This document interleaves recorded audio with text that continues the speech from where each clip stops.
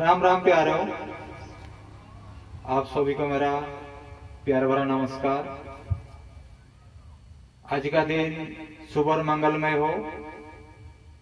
जय श्री राम, जय जगन्नाथ, जय श्री कृष्ण। यह होची से समय कथा बा से गलर कथा जेते बड़े भगवान रामचंद्र सान ठाकुर लक्ष्मणलाल जी महाराज संघरे माँ जानकी 14 वर्ष पाई वनवास को जाइतिले। आ वनवास भितर तांकर विभिन्न प्रकार सबु खेलालीला करिसंती। मनुष्य जहाकू मिछ बोली भावे, माया बोली भावे, छलना बोली भावे, किंतु भगवान जो कर्म करिथांती सेटा वास्तविक लीला कहले कौन सी भूल हम ना बा कौन सी अत्युक्ति हम ना। कहीं ना भगवान जो प्रत्येक कर्म रही था ना आज्ञा, भगवान जो प्रत्येक कर्म रही था, प्रत्येक कर्म रे भगवान किछि शुभ इच्छा बा शुभ आकांक्षा लुचिक रही था। वास्तव रूप से देखा गले आमे साधारण मनुष्य आ पाखे से दिव्य दृष्टि नाही बा दिव्य चेतना नाही, जोटा कि आमे भगवान कर्म को मिछ बोली भाई थाउ, माया बोली भाव थाउ, छलना बोली भाई थाउ, किंतु वास्तविक रूप यदि आप देखा जीवे सेटा ना मिछ ना माया ना छलना, सी हूँ वास्तविक रूप से ईश्वर गोटे माया, जो मायाटा आम पाई जगत पाई दुनिया पाई गोटे शुभंकर होता है। जदि आज कंस न थांते ताहले भगवान श्रीकृष्ण को आसबार कौन सी आवश्यक ही नथिला। ठीक सेमती जदि आज रावण कुंभकर्ण आदि महाक्रमी महाबलशाली दुष्ट स्वभाव राक्षस जगत न थांते बा तांकर सृष्टि न थांता ताले भगवान रामचंद्र आसबार कौन सी आवश्यक ही नथिला। कारण भगवान जब भी मत्तमंडल को आसंती केवल धर्म को संकुचित धर्म को रक्षा करने को आसंती। कारण धर्म जिते संकुचित हो जाए, धर्मर प्रचार प्रसार धीरे धीरे कमी जाए, लोक मैंने पाप कर्म रे सदा सर्वदा लिप्त रहती, भगवान सत्ता को धीरे धीरे भूली जाती। सेते बेले जो समय कि धर्म संपूर्ण संकुचित हो जाए एवं भगवान जो चिंता करती जे वर्तमान धर्मर अवस्था धीरे धीरे संकुचित होगा जाऊँगी, आ किछि दिन बा किछि काल परे धर्मटी क्षय हो, सत्य शांति दया क्षमा संसार रहिबो नाही। ठीक सेतिकी बेले भगवान श्रीहरि, भगवान विष्णु कहतु से परमात्मा कहतु से गोटे मानवर रूप नहीं ए जगत को आसंती आंभ मान को धर्म संकट रक्षा करने आमको किसी से शिक्षा दियंती जे वास्तविक रूप से सांसारिक जीवनटा कौन, केमिति मनुष्य माने ए सांसारिक मोहमाया रे पड़ी उबुटुबु होउछंती। गुरु कौन, ब्राह्मण कौन, पिता माता कौन, सेवा कौन सन जानी पार नांती। तांको भीतर केवल गर्व अहंकार अभिमान ही देखा जाउछि। सेमाने भावुछंती जे मोठर संसार बड़ केही नांती, मोठर श्रेष्ठ केही नांती, मोठर बलशाली केही नांती। अर्थात ए जगत रे मुही सर्वश्रेष्ठ। ए जो मुही सर्वश्रेष्ठ जिनसटी रहुछि तांको भितरे बा गर्व अहंकार अभिमानटी तांको भितर रहुछि, से गर्व अहंकार अभिमानटी को भागिबा पई भगवान कौन करती से गोटे रूप बा अवतार नहीं कि अवतारी मत्तमंडल को आसंती, किंतु आमे ताको मनीष बोली भाई था। कारण मनीषों पाखे जहाँ जहाँ गुण सब देखा जाए स्थूल रूप दृष्टिकोण देखा गले पाखे भी ठीक से रूप से गुण गुड़ा देखा जाए। ଯୋଉଥିପାଇଁ ଆମେ ଆମ ସହିତ ସିଏ ଚଳପ୍ରଚଳ କଲେ ବି, ଆମ ସହିତ ବସା ଉଠା ସାଙ୍ଗସାଥି ହେଲେ ବି ଆମେ ଭଗବାନଙ୍କୁ ଭଗବାନ ବୋଲି ଜାଣିପାରୁନାହୁଁ। କେବଳ ତାକୁ ଆମେ ଗୋଟେ ସାଧାରଣ ମନୁଷ୍ୟ ବୋଲି ହିଁ ଭାବିଥାଉ। ଏଇଟା ହଉଛି ଆମର ଗୋଟେ ଭ୍ରମ। ଆଉ ଗୋଟେ କଥା ଆପଣ ଜାଣିଥିବେ ଯେ ଭଗବାନ ତ ହେଲେ ମାୟାଧର। ଯିଏ ମାୟାକୁ ଧାରଣ କରିଛନ୍ତି ସିଏ ହେଲେ ମାୟାଧର। ଯେତେ ପର୍ଯ୍ୟନ୍ତ ମାୟାକୁ ଆମେ ଭେଦ କରିପାରିବା ନାହିଁ ବା ମାୟାର ତାତ୍ପର୍ଯ୍ୟ ବୁଝିପାରିବା ନାହିଁ, ସେତେ ପର୍ଯ୍ୟନ୍ତ ଆମେ ସେ ମାୟାଧରକୁ ପାଇବା ନାହିଁ। କାହିଁକି ନା ଧାନ ପାଇବାକୁ ହେଲେ ଆମକୁ ଧାନ ଚାଷ କରିବାକୁ ହବ। ଚିନି କିମ୍ବା ଗୁଡ ପାଇବାକୁ ହେଲେ ଆମକୁ ଆଖୁ ଗଛ ଚାଷ କରିବାକୁ ହବ। ଠିକ ସେମିତି ଯଦି ଆମେ କ୍ଷୀର ପାଇବାକୁ ଆଶା କରିବା, ଘୃତ ପାଇବାକୁ ଆଶା କରିବା, ତାହେଲେ ଆମକୁ ଗାଈକୁ ପ୍ରତିପାଳନ କରିବାକୁ ପଡିବ। ଗାଈ ବିନା କେବେ କ୍ଷୀର ମିଳିବ ନାହିଁ। କିନ୍ତୁ ଏବେ ଚାଇନାରେ ଦେଖାଯାଉଛି ସବୁ କୃତ୍ରିମ କ୍ଷୀର ସବୁ ମିଳିଲାଣି। କୃତ୍ରିମ ସବୁ ଅଣ୍ଡା ମିଳୁଛି, କୃତ୍ରିମ କ୍ଷୀର ମିଳୁଛି, କୃତ୍ରିମ ସବୁ ଡାଲି ମିଳିଲାଣି, ଆଉ ବି କିଛି ମିଳିଲାଣି। ତେଣୁ ଇଏ ହଉଛି କୃତ୍ରିମ କଥା। ମୁଁ ଯୋଉ କଥା କହୁଛି ହଉଛି ପ୍ରାକୃତିକ କଥା। ଭଗବାନଙ୍କ ସୃଷ୍ଟିରେ ଯାହା ଏ ସଂସାରରେ ପରିଚାଳିତ ହଉଛି ବା ଯୋଉ ଫଳକୁ ଆମେ ଭୋଗ କରୁଛେ, ଈଶ୍ୱରଙ୍କ ପ୍ରଦତ୍ତ ପ୍ରତ୍ୟେକଟି ଜିନିଷ ହଉଛି ପ୍ରାକୃତିକ ଜିନିଷ ଏବଂ ମନୁଷ୍ୟକୃତ ପ୍ରତ୍ୟେକଟି ଜିନିଷ ହଉଛି କୃତ୍ରିମ ଜିନିଷ। ମନେ ରଖିବେ, ପ୍ରାକୃତିକ ଜିନିଷ ଯୁଗ ଯୁଗ ଧରି ଚାରି ଯୁଗ ରହିଥାଏ, କିନ୍ତୁ କୃତ୍ରିମ ଜିନିଷ ଅଳ୍ପାଇ ହୋଇଥାଏ। ତାର କୌଣସି ଆୟୁଷ ସୀମା ନଥାଏ, ସେ ଧୀରେ ଧୀରେ କ୍ଷୟ ହେଇଯାଏ। এইটা হচ্ছে ପ୍ରାକୃତିକ କୃତ୍ରିମ ଭିତରେ ପାର୍ଥକ୍ୟ। ବାକି ଯୋଉ ମାୟାଧର କଥା ମୁଁ କହୁଥିଲି ଆପଣମାନଙ୍କୁ, ନା ଯିଏ ମାୟାକୁ ଧାରଣ କରିଛି ସିଏ ହେଲେ ମାୟାଧର। ତେଣୁ ମାୟାଧରକୁ ପାଇବାକୁ ହେଲେ ଆମେ ମାୟାକୁ ଭେଦ କରି ମାୟାଧରଙ୍କ ନିକଟକୁ ପହଞ୍ଚିବାକୁ ପଡିବ। ନା କେମିତି ମାୟାଧରଙ୍କୁ ପାଇବା? ନା ମାୟାଧରଙ୍କୁ ପାଇବାକୁ ହେଲେ ସେ ମାୟାଧରଙ୍କ ଆଶ୍ରିତ ଆମକୁ ହେବାକୁ ପଡିବ। ନା କାରଣ ନା ମାୟାଧରକୁ ଆମେ କେମିତି ପାଇବା? ତାକୁ ଜପ ବଳରେ ପାଇବା, ତପ ବଳରେ ପାଇବା, ଭକ୍ତି ବଳରେ ପାଇବା। ଏମିତି ଭଗବାନଙ୍କର ଈଶ୍ୱର ପ୍ରାପ୍ତି ନିମନ୍ତେ ବହୁତ ପ୍ରକାର ତ ମାର୍ଗ ରହିଛି ସଂସାରରେ। ତେବେ ଏମିତି କିଛି ମାର୍ଗ ରହୁଛି ଯୋଉ ମାର୍ଗ ଗୁଡାକ ଅତି ସହଜ। ନା କେମିତି? ଆପଣ ନବଦା ଭକ୍ତି ଭିତରେ ଆପଣ କୀର୍ତ୍ତନ କରିପାରନ୍ତି, ଭଜନ କରନ୍ତି, ଏଠି ଅତି ସହଜ। ତେଣୁ ଭଜନ ଗାଇବା, କୀର୍ତ୍ତନ କରିବା ବହୁତ ସୁନ୍ଦର ଜିନିଷ। ଏଟାକୁ ସମସ୍ତେ କରିପାରିବେ। ଏଥିପାଇଁ କୌଣସି ପାଠର ଆବଶ୍ୟକ ଦରକାର ନାହିଁ ଯେ ସେ ପାଠ ପଢିଛନ୍ତି ସେ କରିପାରିବେ, ମୁଁ ପାଠ ପଢି ନାହିଁ କରିପାରିବି ନାହିଁ, ସେ ବାଳକ ଲୋକ କରିପାରିବେ, ମୁଁ ବୁଢା ହେଇଗଲିଣି କରିପାରିବି ନାହିଁ, ସେ ବ୍ରାହ୍ମଣ ଲୋକ କରିପାରିବେ, ମୁଁ ତ ନିଚ ଜାତିର ଜଣେ କରିବି ନା, ସେମିତି କିଛି ନାହିଁ। ଭଗବାନଙ୍କୁ ପାଇଗଲେ ଯୋଉ ଭକ୍ତି କରିବାକୁ ପଡେ, ଭଜନ ତ ସମସ୍ତେ ଗାଇପାରିବେ, କୀର୍ତ୍ତନ ବି ସମସ୍ତେ କରିପାରିବେ। ତେଣୁ ସହଜ ଉପାୟ ହେଉଛି ଭଜନ କୀର୍ତ୍ତନ। ଯଦି ସେଟା ଭାବୁଛନ୍ତି ମୋ ଦ୍ୱାରା ଆଉ କିଛି ହେଇପାରିବ ନାହିଁ, ମୁଁ ଏଟା କରିପାରିବି ନାହିଁ, ତାହେଲେ ସବୁଠୁ ସୁନ୍ଦର ହଉଛି ତାଙ୍କର ଅନ୍ତିମ ସପନ କଣ? ନା ସମର୍ପଣ ଭାବ।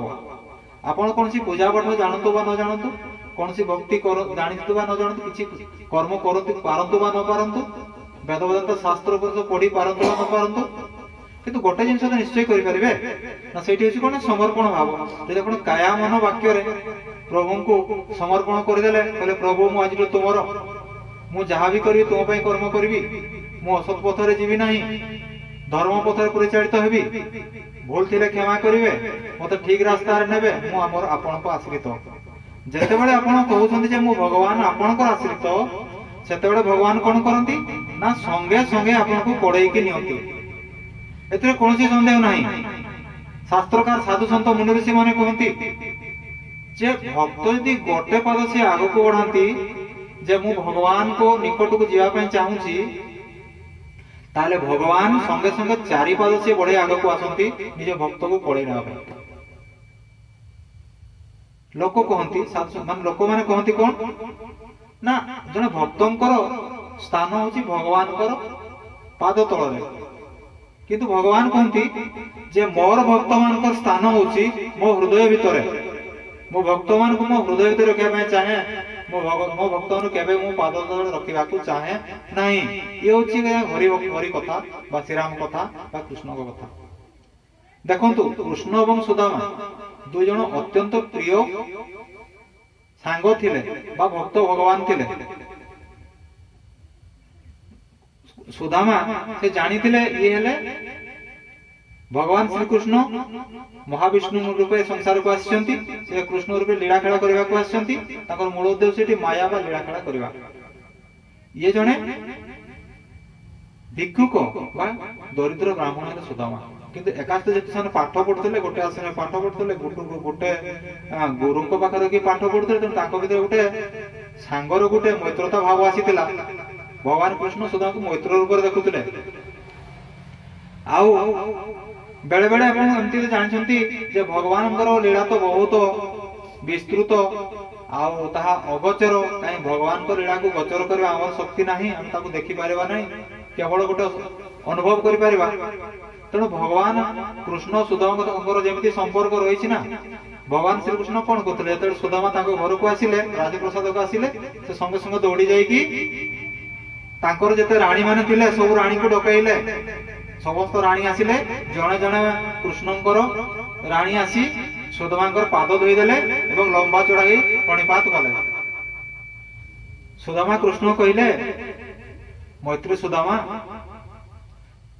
सांग सुदामा बंधु सुदामा तुमर जतकी सब राणी अछंती समस्त जति आसी जने जने मोर पाद धोईकी मोर सेवा करिवे मोर पाद तळे समस्त अष्टांग प्रणाम करिवे तार सकाळु संध्या आइ जो मु भोकरे मरि जीवी मु गोटे कृष्ण तुम गोटे रास्ता कहूची तुमे सेटा करो समाधान संग संग हे जीवो ना से समस्यार समाधान केमती हेबो ना तुमे आसी सीधा मो पाद तळे पड़ी जाओ अरे स्वामी जोड़ी पाद तले पड़ी जीवे सेठी स्त्री मानकर पड़ियार कोनसी आवश्यक ही नाही बोले सियावर रामचंद्र की जय अरे स्त्री माने सने जणे जणे आसी सेवा करिवे ताको जे स्वामी सी निजे दी पद सेवा करिवे मो पाद तले पड़ी जीवे ताला आओ अन्य स्त्री मानकर करिवार कोनसी आवश्यक नाही कृष्ण से ही कले तापर से बंधु सुदामा को भीतर को नाले ताकर अतिथि सेवा कले ताको जे प्रकार गोटे अतिथि सेवा करबा कथा ठीक से प्रकार सेवा ही कले एठी गोटे कथा मु संक्षेप रे कहूची ए तो विस्तृत कथा आज्ञा भगवान श्री कृष्ण और सुदामा को कथा कहिले केबे सरिबो नाही कारण हरि अनंत हरि कथा अनंत जेतु हरि अनंत हरि कथा अनंत जेंति हरिंकर कथा केबे सणे नाही सरे नाही बा हरिंकर केबे आदि अंत नाही ठीक सेमिति ए भक्त सुदामा आ भगवान कृष्ण कथा कहिले केबे भी सरिबो नाही तार सरिवार कौन सी आदि अंत भी नहीं किंतु संक्षेप रे कहया पे चाहूची एडी जो मु टिके पूर्वरु कहउतली जे जने भक्तंकर स्थान भगवानकर पाद तळे जे हम भाबी थाउ किंतु वास्तव रे भगवान से भावंती नहीं से सबोळे भावंती ना मो भक्तंकर स्थान सबोळे मो हृदय भीतर अर्थात मो भक्त मो हृदय भीतर ही वास करंती एतदते से अन्य कोनसी वास करंती नाही तण देखंतु से जगतर नाथ बा जगतर पति भगवान श्री कृष्ण हेई मध्य से जन भिक्षुक ब्राह्मण को निज हृदय रे कोइथिले से जानिथिले जे भक्त रो स्थान सबले भगवान कट ऊपर तण से बंधु रूप देखुथिले सखा रूप देखुथिले तण बंधु सखा रूप देखि से निजको आ संभाळी पारिले नाही भगवान श्री कृष्ण भक्ति रे गदगद होई से सुदामा को कोळ को नै आस्तिले तण ए जो कथा हमें कहूजो ये तो अति सुंदर कथा है कारण भक्त भगवान को लीला केबे सरे नहीं आ सेमिति गुरु शिष्य संपर्क भी बहुत मधुर पिता पुत्र संपर्क बहुत मधुर आओ जगत में ब्राह्मण मान जो प्रकार सब आशीर्वाद रही बा सत्कर्म रही सत शिक्षा मान रही ता अतुलनीय कारण ब्राह्मण हेले ब्रह्म स्वरूप ब्रह्मंकर कृपा बिना जगतर कल्याण हुए नहीं जगतर हित साधन हुए नहीं आमर कौन सी प्रकार मंगल हुए नहीं तेणु ए जगतर कल्याण ब्राह्मण मानकर जमिति आशीर्वाद रही हम ऊपर ठीक सेमिति गुरुंकर हमर ऊपर आशीर्वाद रही ना गुरु बिना संसार मुक्ति नहीं गुरु बिना ज्ञान मिले नहीं गुरु बिना षड़चक्र खोले नहीं गुरु बिना ईश्वर दर्शन हो पारे नहीं बा गुरु बिना मुक्ति भी हो पारे नहीं तेणु गुरु भी हम बहुत आवश्यक रही आ गो माता जने एमिति माता जो माता को भगवान शिव कामधेनु रूपे पूजा करछंती गो माता को से मां बोली ग्रहण करछंती ना गो माता केमती जे हमर मां हले से बिसरी यार या पर आ गोटे जो एपिसोड टे हेबो से मु आपन को बुझेबी ना गो माता केमती हमर मां किंतु महिषी ଆମର ମା ନୁହନ୍ତି। ଗୋମାତା ମା ଅଟନ୍ତି, କିନ୍ତୁ ମଇଁଷି ଗାଈ ବି କ୍ଷୀର ଦିଅନ୍ତି, ମଇଁଷି ବି କ୍ଷୀର ଦିଅନ୍ତି, କିନ୍ତୁ ଆମେ ଗୋମାତାକୁ ଗୋମାତା ବୋଲି କହିଥାଉ, ମଇଁଷି କିନ୍ତୁ ଆମେ ଗୋମାତା ବୋଲି ବା ମା ବୋଲି କହିନଥାଉ। ତାର ଗୋଟେ କାରଣ ମୁଁ ଆପଣଙ୍କୁ ବୁଝେଇବି। ତେଣୁ ଏଇ ଯୋଉ କଥା ରହିଲା ଆପଣଙ୍କ ଭଗବାନଙ୍କର ଲୀଳା ବା ଅମୃତ କଥା, ଏ ତ ବାସ୍ତବିକ ଗୋଟେ ଚିରନ୍ତନୀ ଅଟେ। ଏହାର କୌଣସି ଆଦି ଅନ୍ତ ନାହିଁ, କୌଣସି ଶେଷ ନାହିଁ। ତେଣୁ এই যে কলি যুগের বর্তমান ঘোর সংকট সময়, এই ঘোর সংকট সময়ের যেহেতু পাপ বর্তমান বড়ি বড়ি চালিছি, ধর্মর অবস্থা সংকুচিত অবস্থাকে বড়ি বড়ি চালিছি। তেণু এই সময়ের যদি আপনার ধর্মার্গ যাওয়া হব, নানাটি বাধাবিঘ্ন আপনার সামনাକୁ আসব। তেমন সে বাধাবিঘ্ন ভ্রুক্ষেপ নকরি ঈশ্বর প্রতি আস্থা রখি বিশ্বাস রখি আমাকে আগুক বড়া হব। এবং আগুক বড়ার গোটে হি তার পর্যায় অছি, না সে হচ্ছে কলিযুগের ভগবানଙ୍କର নাম। যদি ভগবানଙ୍କର নামটিকে ଆପଣ ନେଉଛନ୍ତି ତାହେଲେ ଆପଣଙ୍କୁ କଳି କୁହନ୍ତୁ, ଶନି ଠାକୁର କୁହନ୍ତୁ, କୌଣସି ଦୁଷ୍ଟ ଶକ୍ତି ଆପଣଙ୍କୁ ପଥରଦ କରିପାରିବେ ନାହିଁ। ଆପଣ ଅଚିରେ ଧର୍ମମାର୍ଗରେ ଗତି କରିପାରିବେ। ନିଜ ଜୀବନକୁ ଯୋଉ ମନୁଷ୍ୟ ଜନ୍ମ 84 ଲକ୍ଷ ବେଦବରେ ଯୋଉ ମନୁଷ୍ୟ ଜନ୍ମ ବା ମନୁଷ୍ୟ ରୂପକ ପ୍ରାଣୀଟି ଆମକୁ ମିଳିଛି, ସେ ପ୍ରାଣୀରେ ଆମକୁ ନିଜକୁ ଉଦ୍ଧାର କରିପାରିବା। ଆମେ ଈଶ୍ୱରଙ୍କର ସମର୍ପଣ ହେଇପାରିବା। ଈଶ୍ୱର ତ ଆମ ଭିତରେ ଗୋଟେ ଦେଖାଯାଇ ପାରିବ। ତେଣୁ ଏଇ ଯୋଉ ଭାବ ରହିଛି ଆଜ୍ଞା, ଇଏ ହଉଛି ଈଶ୍ୱରଙ୍କର ଗୋଟେ ମାୟା ବା ଲୀଳା ବା ଗୋଟେ ଆମ ପ୍ରତି ଆଶୀର୍ବାଦ କହିଲେ ଭୁଲ ହବ ନାହିଁ।